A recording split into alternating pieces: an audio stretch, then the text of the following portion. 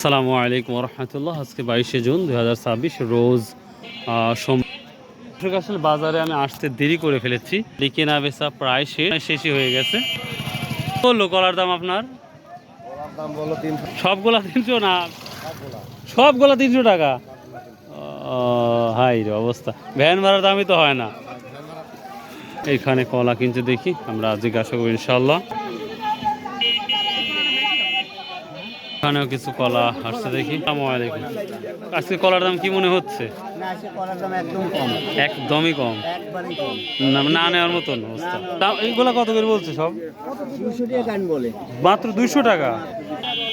যে সুন্দর সুন্দর লতি, মাত্র 200 টাকা লতি। ব্যাপারী ভাই, ও ব্যাপারী ভাই, কি অবস্থা আজকের বাজারের? বেশি বেশি মানে দেখি বেশি সর্বোচ্চ কত যাচ্ছে দেখি, কোনটা? মানে একবার হাই লেভেলটা কিরকম যাচ্ছে? 60-70?